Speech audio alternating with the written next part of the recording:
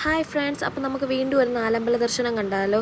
ഇന്ന് ഞങ്ങൾ ഒറ്റയ്ക്കല്ല പോകുന്നത്, ഞങ്ങൾ ഫാമിലിയായിട്ടാണ് പോകുന്നത്. ഞാനും കണ്ണനുണ്ണിയും ചേട്ടനും ഉണ്ണിക്കണ്ണനും അമ്മയും ചേച്ചിയും ജോയിൻ ചെയ്യുന്നുണ്ട്.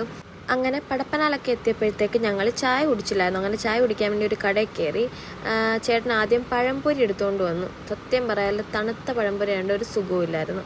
അങ്ങനെ പിന്നെ ഉള്ളതൊക്കെ വെച്ച് അഡ്ജസ്റ്റ് ചെയ്ത് ചായയൊക്കെ കുടിച്ച്, എനിക്ക് ചൂട് ചായ പറ്റത്തില്ല, അങ്ങനെ പാവം എനിക്ക് ആറ്റി തന്നുകൊണ്ടിരിക്കുക. അങ്ങനെ ചായയൊക്കെ കുടിച്ച് വീടൊക്കെ എത്തിയപ്പോഴത്തേക്ക് ചേച്ചി അമ്മയും ഉണ്ണിക്കണ്ണനൊക്കെ റെഡി ആയിട്ട് വന്നു. അങ്ങനെ അവരെയും പിക്ക് ചെയ്തുകൊണ്ട് ഞങ്ങളുടെ യാത്ര തുടങ്ങി. അങ്ങനെ ഹൈവേ ഒക്കെ എത്തി. ഈ പള്ളി എനിക്ക് ഭയങ്കര ഇഷ്ടം. നമ്മുടെ പുതിയായിലാണ് ഈ പള്ളി ഉള്ളത്. പേരെനിക്കറിയത്തില്ല. താരക്കുഞ്ഞമ്മയുടെ ഒക്കെ, ഞങ്ങളുടെ കുഞ്ഞമ്മയുടെ ഒക്കെ വീടിൻ്റെ അടുത്തായിട്ടാണ് ഈ പള്ളി. അങ്ങനെ എപ്പോഴും പോകുമ്പോൾ കാണാറുണ്ട്. പിന്നെ ഇപ്പോഴത്തെ റോഡിൻ്റെ അവസ്ഥ ഞാൻ പറയാതെ തന്നെ നിങ്ങൾക്കറിയാമല്ലോ, ഭയങ്കര ദയനീയമായിട്ടുള്ള അവസ്ഥയാണ് കട്ടറിലൊക്കെ. കാരണം കുറച്ച് ലോങ് ഉണ്ടായാലും നമുക്ക് ഭയങ്കര ബുദ്ധിമുട്ടാണ് കുഞ്ഞുങ്ങളെ കൊണ്ട് പോകാനൊക്കെ.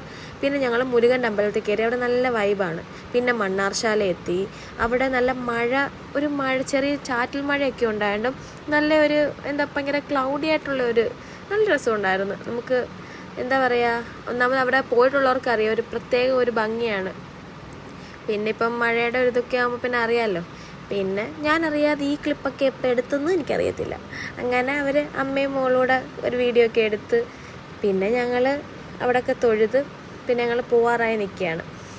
പിന്നെ ഞങ്ങൾ പോയത് അമ്പലപ്പുഴ കൃഷ്ണൻ്റെ അടുത്താണ്. ഭയങ്കര മഴയെന്ന് വെച്ച് കഴിഞ്ഞാൽ തിരിച്ച് നമുക്ക് വീട്ടിലോട്ട് പോയാലോ എന്ന് വരെ ആലോചിച്ച്.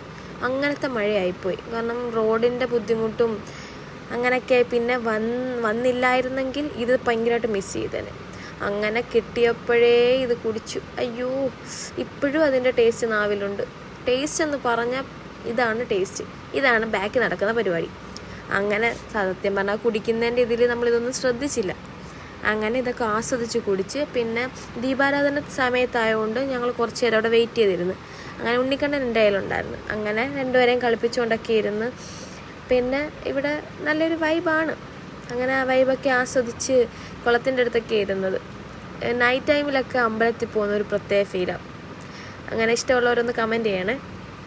കുറേ ടൈം അവിടെ ഉണ്ടായതുകൊണ്ട് പിന്നെ ദീപാരാധന ആയതുകൊണ്ട് അമ്പലം തുറക്കാൻ കുറച്ച് സമയം എടുക്കുമെന്ന് പറഞ്ഞു. അങ്ങനെ രണ്ടുപേരെയും ഞങ്ങളവിടെ താഴെ ഇറക്കി. അങ്ങനെ അവർക്കും ഭയങ്കര ഒരു എൻജോയ്മെൻ്റ് ഒക്കെ ആയിരുന്നു. അങ്ങനെ കണ്ണനുണ്ണി അവിടെയൊക്കെ പിടിച്ച് നിൽക്കുകയൊക്കെ ചെയ്ത്. പിന്നെ ചേച്ചി കൂടെ ഉണ്ടായിരുന്നു. പിന്നെ ഞങ്ങൾ ഓച്ചിറ അമ്പലത്തിലെത്തി. കുറച്ച് ലേറ്റായിട്ടാണ് എത്തിയത്, എന്നാലും ഓച്ചിറ അമ്പലത്തിലും കയറി തൊഴുത് പിന്നെ ഞങ്ങൾ ഫുഡ് കഴിക്കാൻ ആര്യാസി കയറി. അങ്ങനെ കണ്ണനുണ്ണിക്കും ഉണ്ണിക്കണ്ണനുള്ള കുറുക്ക് ഞങ്ങൾ സെപ്പറേറ്റ് കൊണ്ടുവന്നിട്ടുണ്ടായിരുന്നു. അങ്ങനെ അവർക്ക് അതൊക്കെ കൊടുത്ത് ഞാൻ പറഞ്ഞ മസാല ദോശയും, എല്ലാവരും മസാല ദോശയാണെന്ന് തോന്നുന്നു പറഞ്ഞത്, ചേട്ടൻ നെയ് റോസ്റ്റ് ആയിരുന്നു.